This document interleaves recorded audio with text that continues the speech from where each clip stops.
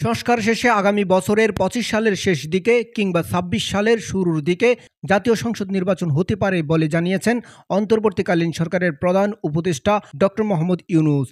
আর যদি এর সঙ্গে নির্বাচন প্রক্রিয়া এবং নির্বাচন সংস্কার কমিশনের সুপারিশের পরিপ্রেক্ষিতে এবং জাতীয় ঐক্যমতের ভিত্তিতে প্রত্যাশিত মাত্রায় সংস্কার যোগ করে, তাহলে আরও অন্তত ৬ মাস অতিরিক্ত সময় লাগতে পারে। সোমবার সকাল ১০টায় মহান বিজয় দিবস উপলক্ষে জাতির উদ্দেশ্যে দেওয়া ভাষণে এমন আশা ব্যক্ত করেছেন অন্তর্বর্তীকালীন সরকারের প্রধান উপদেষ্টা ডক্টর মোহাম্মদ ইউনূস।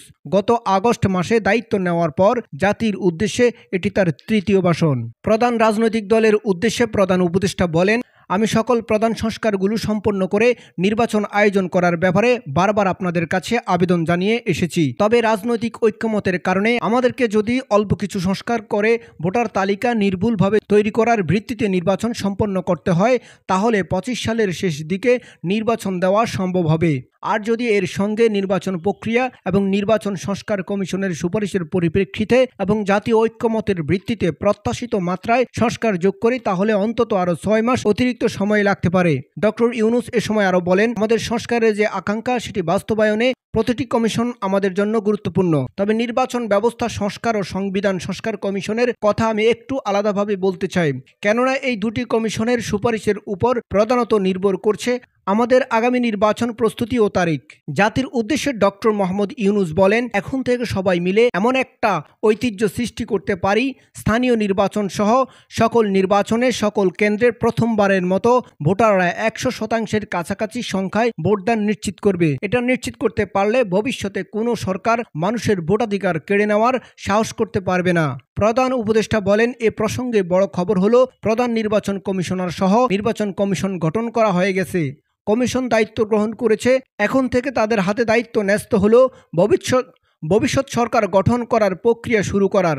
তারা তাদের প্রস্তুতির কাজ শুরু করেছেন। তাদের হাতে অনেক কাজ। ডক্টর ইউনূস বলেন, প্রথমে সবচেয়ে বড় কাজ ভোটার তালিকা হালনাগাদ করা। এটা এমনিতেই কঠিন কাজ। এখন কাজটা আরও কঠিন হলো এজন্য যে গত ৩টা নির্বাচনে ভোটারদের অংশগ্রহণ করার সুযোগ ছিল না। ভোটার তালিকা যাচাই করার সুযোগ হয়নি কারোর। গত ১৫ বছরে যারা ভোটার হওয়ার যোগ্য হয়েছে তাদের সবার নাম ভোটার তালিকায় তোলা নিশ্চিত করতে হবে। এটা বড় একটা কাজ।